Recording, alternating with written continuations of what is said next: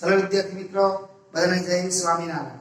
હવે આપણે થોડાક નવા ટોપિક તરફ જઈએ, જે તમને પ્રેક્ટિકલમાં પ્રાયોગિક કાર્ય માટે ઉપયોગી થશે.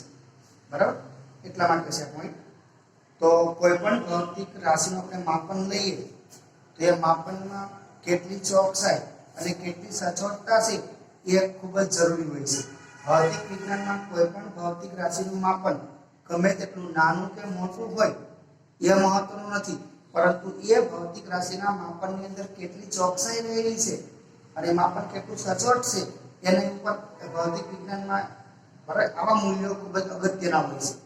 હવે કોઈ પણ ભૌતિક રાશિનું ગમે તેટલું મૂલ્ય હોય પણ એ માપન ચોકસાઈપૂર્વકનું ના હોય તો ભૌતિક વિજ્ઞાનનું કોઈ મહત્વ રહેતું નથી. બરાબર? આપણે પહેલા બે શબ્દો સમજીએ, ચોકસાઈ અને સચોટતા એટલે શું. તો જે લખીશું પ્રશ્નમાં પ્રશ્ન. બરાબર? માપનમાં ચોકસાઈ અને સચોટતા વિશે સમજૂતી આપો. બરાબર? તો જો આપણે જાણીએ છીએ, આપણે ભૌતિક વિજ્ઞાનમાં સમગ્ર આપણે માપનમાં ચોકસાઈ અને સચોટતા સમજાવવાનું. તો સમગ્ર પ્રાયોગિક વિજ્ઞાન અને ટેકનોલોજીમાં એનો મુખ્ય આધાર માપન ઉપર રહેલો છે. હવે ચોકસાઈ એટલે શું? તો કોઈ પણ ભૌતિક રાશિનું મૂલ્ય, કોઈ પણ ભૌતિક રાશિ જે આપણે માપીએ તો માપનનું મૂલ્ય તે જ ભૌતિક રાશિનું જે સાચું મૂલ્ય હોય એની કેટલું નજીક છે તે, બરાબર, જે નજીક હોય એને ચોકસાઈ વડે દર્શાવવામાં આવે છે. તો જો કોઈ રાશિનું માપનનું મૂલ્ય, એટલે કે ભૌતિક રાશિ આપણે માપેલી હોય એ માપેલું મૂલ્ય, એટલે કોઈ રાશિનું માપનનું મૂલ્ય તે રાશિના સાચા મૂલ્યની કેટલું નજીક છે, બરાબર, તેને ચોકસાઈ તરીકે ઓળખવામાં આવે છે. તેને તે માપનની ચોકસાઈ કહેવાય. હવે બીજું, સચોટતા એટલે શું?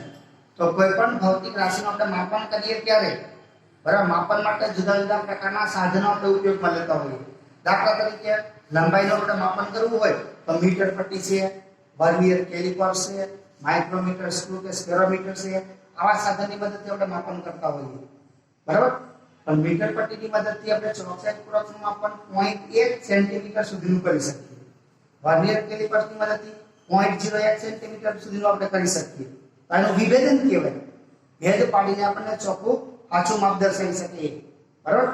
તો કોઈ પણ ભૌતિક રાશિનું માપન આપણે કેટલા વિભેદન સુધી, કેટલા નાના નાના ગાળા સુધીનું ચોકસાઈપૂર્વકનું આપણે માપન લઈ શકીએ છીએ, એ માપનને એની સચોટતા કહેવાય. તો જો કોઈ પણ રાશિના માપનનું મૂલ્ય તે રાશિના, બરાબર, સાચા મૂલ્યની કેટલું નજીક છે તેને તેની ચોકસાઈ કહેવાય. અને સચોટતામાં કોઈ રાશિનું માપન કેટલા વિભેદન અથવા સીમા સુધીનું લેવામાં આવ્યું છે તેને તે માપનની સચોટતા કહેવાય. દાખલા તરીકે આપણે ઉદાહરણ તરીકે આપણે જોઈએ, જો ધારો કે કોઈ લંબાઈનું પ્રાયોગિક મૂલ્ય, અને ધારો કે કોઈ લંબાઈ માપેલી હોય અને લંબાઈનું માપન આ પ્રમાણે છે. ધારો કે કોઈ લંબાઈના માપનનું સાચું મૂલ્ય આટલું છે, જો 3.678 સેન્ટીમીટર આ સાચું મૂલ્ય છે. હવે આપણે એક પ્રયોગ દરમિયાન, એટલે કે એક સાધનનો ઉપયોગ કરી અને એ લંબાઈ માપીએ, જે આપણે લંબાઈ આપેલી છે વસ્તુની, એ વસ્તુની લંબાઈ આપણે એક સાધનની મદદથી માપીએ તો આપણને ધારો કે 3.5 સેન્ટીમીટર મળે છે, જે આપણે 0.1 સેન્ટીમીટર, એટલે કે આપણે આ લગભગ મીટર પટ્ટીની મદદથી માપેલી કહેવાય લંબાઈ. તો જો એક પ્રયોગમાં 0.1 સેન્ટીમીટર વિભેદન ધરાવતા સાધન વડે માપતા આ જે લંબાઈ છે, લંબાઈનું માપન 3.5 સેન્ટીમીટર મળે છે. જ્યારે એની જ લંબાઈ બીજા સાધનની મદદથી આપણે માપવામાં આવે અને બીજો પ્રયોગ કહેવાય. તો બીજા સાધનની મદદથી માપવામાં આવે જેનું વિભેદન છે લગભગ 0.01 સેન્ટીમીટર હોય એવા સાધનની મદદથી માપવામાં આવે તો એની જ લંબાઈ આપણને 3.38 સેન્ટીમીટર મળે છે. તો ચલો, આ બે જુદા જુદા માપન થયા એક જ વસ્તુના, એટલે પહેલો પ્રયોગ આ બીજો પ્રયોગ કહેવાય. તમે જો પહેલા માપનમાં 3.5 સેન્ટીમીટર આપણને મૂલ્ય મળ્યું, એ 3.6 છે એની નજીક છે, એટલે કે પહેલા પ્રયોગનું માપન જે છે એ વધારે ચોકસાઈ ધરાવે છે. શું વધારે ચોકસાઈ ધરાવે છે? કારણ શું? તે સાધનનું વિભેદન છે એ 0.1 સેન્ટીમીટર છે. બરાબર? એટલે જ્યારે બીજું માપન છે એ બીજા માપનનું મૂલ્ય આપણે 3.38 મળ્યું, એટલે 3.3 ગણીને 3.6, એટલે એનાથી થોડુંક દૂર છે, એને થોડુંક દૂર. એટલે આપણે કહી શકાય બીજા પ્રયોગ દરમિયાન જે માપન આપણે કરેલું છે એ માપનની અંદર ચોકસાઈ ઓછી છે. ચોકસાઈ કેવી છે? ઓછી, પરંતુ એની સચોટતા વધુ છે. કેમ? તો એ માપનમાં ઉપયોગી લીધેલું સાધન જે છે એની વિભેદન શક્તિ છે, વિભેદન શક્તિ એ પેલા પ્રયોગમાં વપરાયેલ સાધન કરતા મોટી છે. બરાબર? પહેલા લખ્યું છે જો અહીં પ્રથમ માપન વધારે ચોકસાઈ વાળું છે, કારણ કે તે સાચા માપનની વધુ નજીક છે, પરંતુ તેની સચોટતા ઓછી છે, કારણ કે સાધનનું વિભેદન છે 0.1 સેન્ટીમીટર સુધીનું છે, અને આપણે સાચું માપન છે તે પોઈન્ટ પછી 3 દશાંશ સુધીના વિભેદન સુધી લીધેલું છે. જ્યારે બીજા માપન માટે ચોકસાઈ ઓછી છે, પરંતુ તેની સચોટતા વધુ છે. બરાબર? હવે કોઈ પણ ભૌતિક રાશિનું માપનની અંદર બરાબર ચોકસાઈ રહેલી, કેટલી ચોકસાઈ રહેલી છે એ ચોકસાઈનો આધાર જેના પર રહેલો છે. આપણે બરાબર કઈ બાબત ઉપર આધાર રાખે છે. ટૂંકા પ્રશ્નમાં પણ પૂછી શકે. કોઈ પણ સાધન વડે માપેલા માપન અથવા કોઈ પણ ભૌતિક રાશિના માપનની ચોકસાઈ જેના પર આધાર રાખે છે. તો જો ભૌતિક રાશિના માપનની ચોકસાઈનો આધાર તે ભૌતિક રાશિના માપેલા મૂલ્ય, માપનનું મૂલ્ય એટલે જે સાધનની મદદથી માપીએ એ, અને એ ભૌતિક રાશિનું જે સાચું મૂલ્ય હોય એ બંને વચ્ચેનો જે તફાવત છે એ તફાવત ઉપરથી આપણને મળે. જેમ આ તફાવતનો ગાળો નાનો તેમ માપનની ચોકસાઈ વધુ.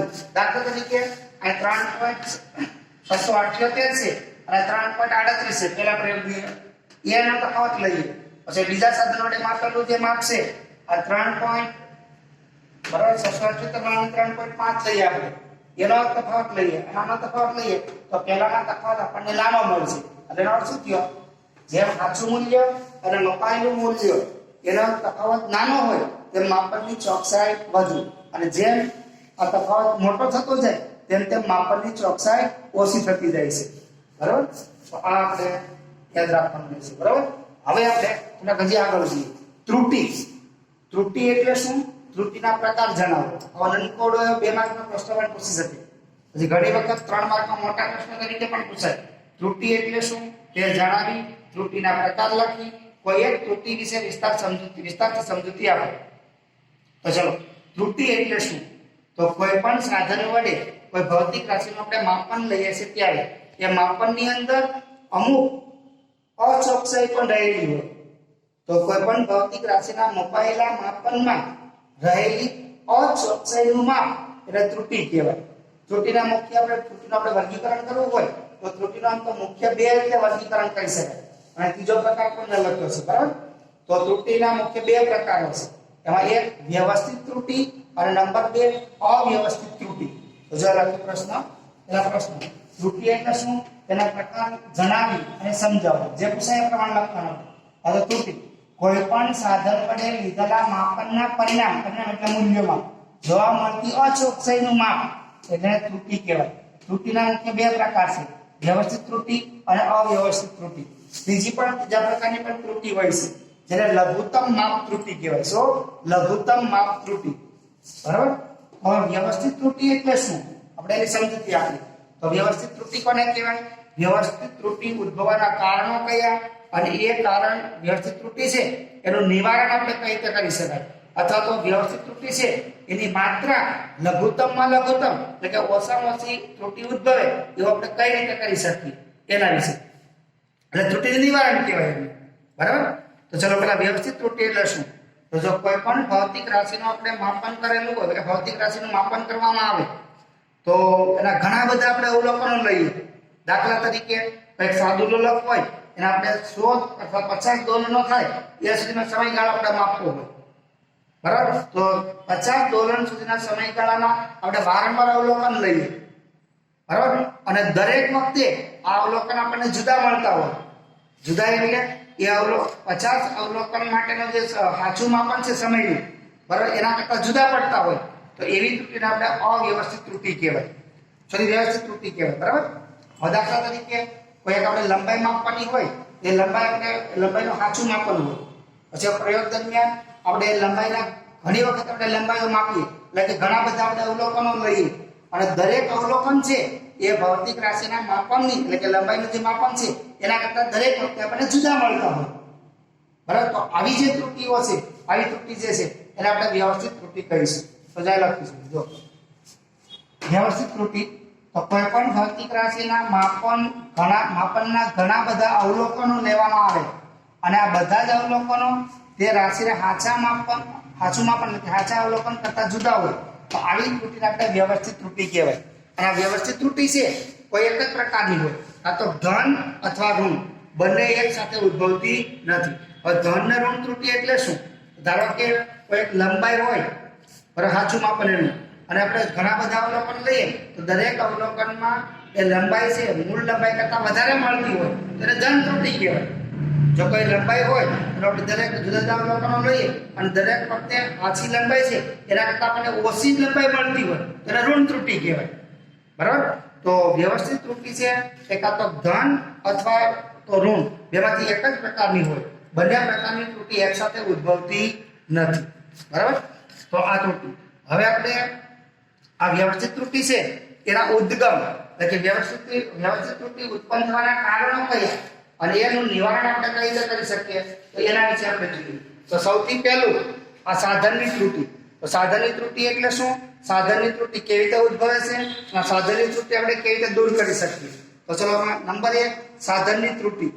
તો સાધનની ત્રુટી ઉત્પન્ન થવાનું કારણ, સાધનની ત્રુટી ઉત્પન્ન થવાનું કારણ. તો આ પ્રકારની ત્રુટી સાધનમાં રહેલી જે કેલિબ્રેશન એટલે કે માપન માટે ઉપયોગમાં લીધેલું સાધન છે એમાં અંકન કરેલું હોય. દાખલા કે મીટર પટ્ટી હોય તો આપણે મીટર દોરે ને 1 સેન્ટીમીટર 2 સેન્ટીમીટરના, પછી બરાબર એમની વચ્ચે મિલીમીટર માટેના જે નાના કાપાઓ દોરેલા હોય એ કેલિબ્રેશન કહેવાય. આપણે એવી રીતે આપણે થર્મોમીટર હોય, થર્મોમીટર તો એમાં અંકન કરેલું સેલ્સિયસમાં કે ફેરનહીટમાં, બરાબર તે કેલિબ્રેશન કહેવાય. તો ઉપયોગમાં લીધેલું જે સાધન છે એ સાધનનું કેલિબ્રેશન ખામીયુક્ત હોય એટલે કે કેલિબ્રેશનમાં ખામી રહેલી હોય, બરાબર તો સાધનની ત્રુટી ઉત્પન્ન થતી હોય.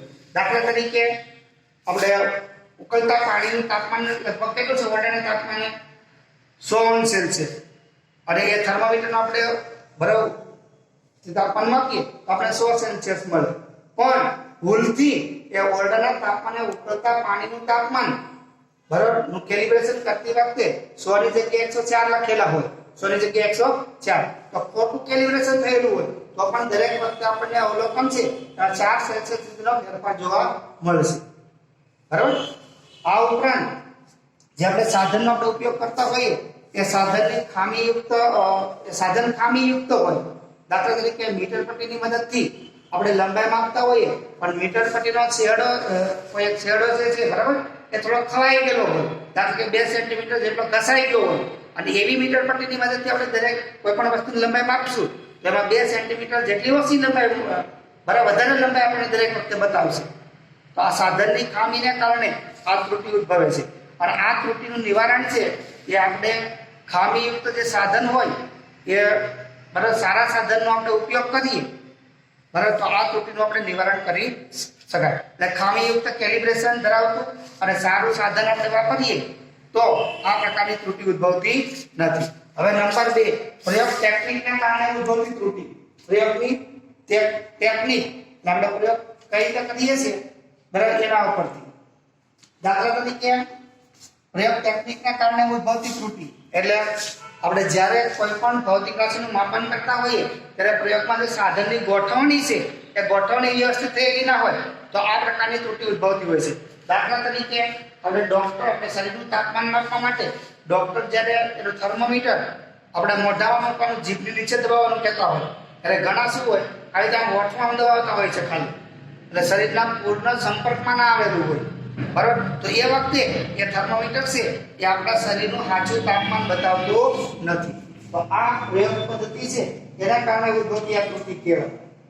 બરાબર? હવે વ્યક્તિગત ત્રુટી. હવે ત્રીજો પ્રકાર છે વ્યક્તિગત ત્રુટી. વ્યક્તિગત ત્રુટી એટલે શું? તો જો પ્રયોગ દરમિયાન અવલોકન લેનાર જે વ્યક્તિ છે એને અવલોકન લેવાની ખોટી ખાસિયત, અવલોકન વ્યવસ્થિત લેતા ના હોય, ખોટી સિસ્ટમથી અવલોકન લેતા હોય, સાધનની અયોગ્ય ગોઠવણી કરેલી હોય અને ધ્યાનપૂર્વક જે આપણે અવલોકન લેવું જોઈએ બરાબર એ ધ્યાનપૂર્વક અવલોકન લેવામાં આવતા ના હોય તો આવી વ્યક્તિગત ત્રુટી ઉદ્ભવતી હોય છે બેદરકારીને કારણે. બરાબર?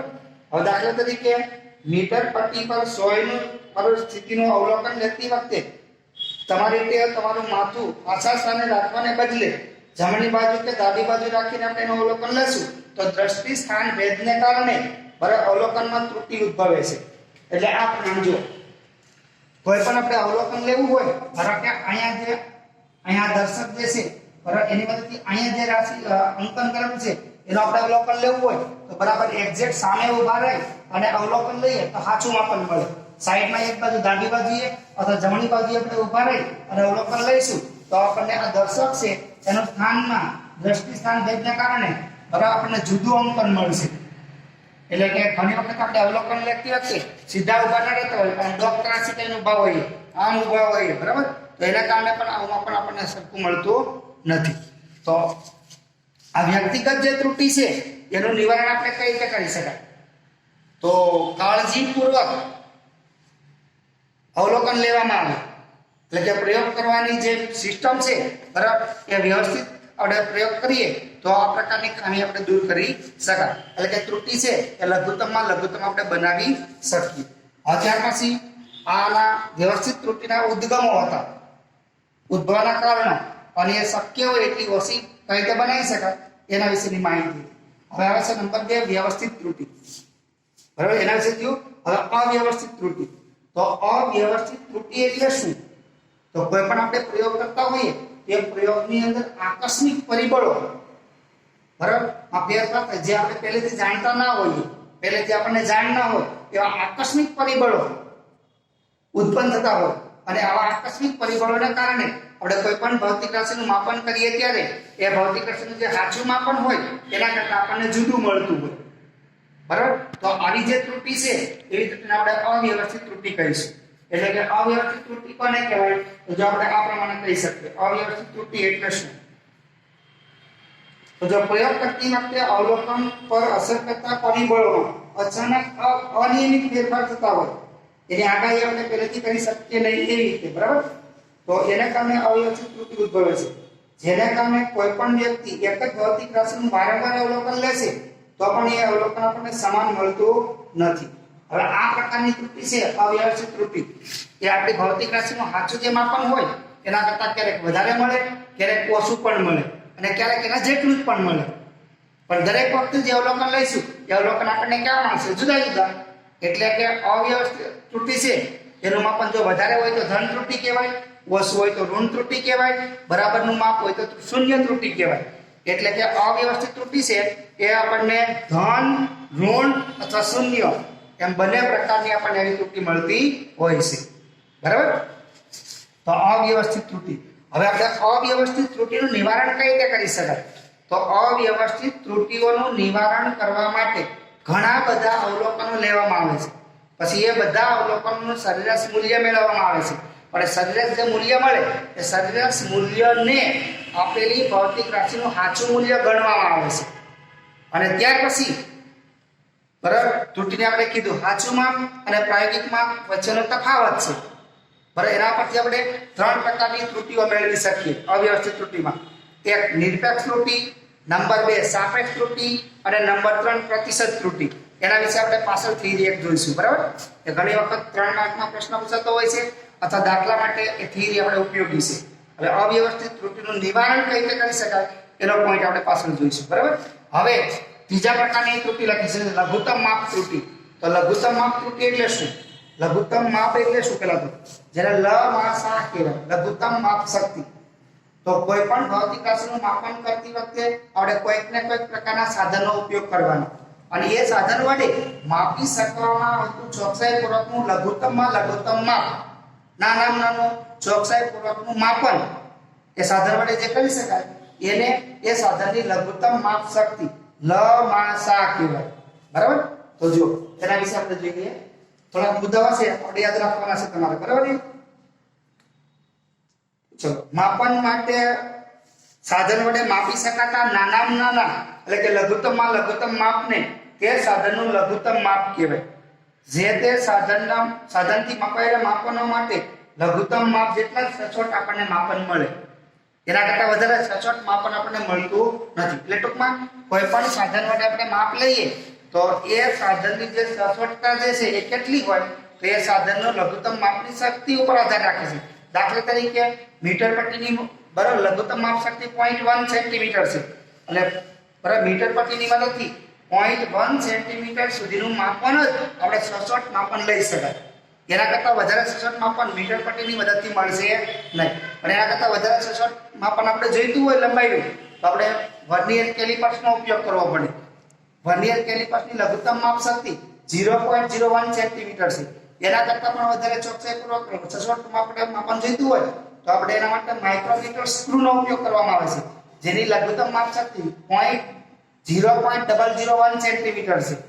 બરાબર. તો આવી રીતે તો જે સાધનથી મપાયેલ માપનો તેના લઘુત્તમ માપ જેટલા જ વધારે સચોટ આપણને મળતા હોય છે. જેને આપણે લઘુત્તમ માપ ત્રુટી કહીશું. અને લઘુત્તમ માપ ત્રુટી એ સાધનના વિભેદન સાથે સંકળાયેલી છે. જેની સાથે સાધનના વિભેદન સાથે સંકળાયેલી છે. દાખલા તરીકે આપણે કીધું પણ વર્નિયર કેલિપર્સ, માઇક્રોમીટર સ્ક્રૂ જે સમજો એ પ્રમાણે લઘુત્તમ માપ ત્રુટી છે એ લઘુત્તમ માપ ત્રુટીનો સમાવેશ અવ્યવસ્થિત ત્રુટીમાં કરવામાં આવે છે. આપણે યાદ રાખજો, લઘુત્તમ માપ ત્રુટી બરાબર ત્રુટીના મુખ્ય બે પ્રકાર વ્યવસ્થિત અને અવ્યવસ્થિત. એમાંથી કેમાં સમાવેશ થાય છે? તો અવ્યવસ્થિત ત્રુટીમાં એનો સમાવેશ કરવામાં આવેલો છે. અને આ ત્રુટિ વ્યવસ્થિત કે અવ્યવસ્થિત ત્રુટિ એમ બંને પ્રકારની ઉદ્ભવતી હોય છે. મીટર પટ્ટી બરાબર આપણી મીટર પટ્ટીનું લઘુત્તમ માપ કેટલું છે? 0.1 સેન્ટીમીટર હોય. સુધારેલ પ્રયોગ આપણે પ્રયોગ જે કરતા હોય એ પ્રયોગમાં સુધારો કરીએ તો એ માપનની સચોટતા છે એ આપણે વધારે મેળવી શકાય. અને એના કારણે આવી જે લઘુત્તમ માપ ત્રુટિ છે એનું માપન આપણે ઘટાડી શકીએ. ઘણીવાર અવલોકનોનું પુનરાવર્તન કરીને પણ મળતા જે બધા અવલોકનો છે એનું સરેરાશ મૂલ્ય લઈને પણ એ લગભગ આપણે આછું જે માપન હોય એની નજીક ને નજીક વધુ આપણે નજીક જઈ શકતા હોઈએ છીએ. તો આવી રીતે લઘુત્તમ માપ ત્રુટિ છે એનું મૂલ્ય પણ આપણે ઓછામાં ઓછું એટલે કે એ ત્રુટિ પણ ઘટાડી શકીએ. બરાબર. તો જો આ બધા પોઈન્ટો એક વખત લખવાના તો થોડાક આપણને બેસે મગજમાં. બરાબર. જેટલું યાદ રહે એટલું રાખવાનું, બહુ એટલું બધું ઇમ્પોર્ટન્ટ નથી આ અંદર. પણ આમાં જે માહિતી છે એ આપણને પ્રયોગની અંદર બરાબર ક્યાંક ને ક્યાંક આપણને ઉપયોગી થાય એવી છે. એટલે આપણે શક્ય હોય એટલું યાદ રહે રાખજો. ગોખવાની જરૂર નથી, ટેન્શન નહીં લેવાની યાદ ના રહી. વારંવાર વાંચશો એટલે ઓટોમેટિક એમાંથી જે આપણે જરૂરી છે એટલા પોઈન્ટ આપણને યાદ રહી જશે એમાંથી. બરાબર.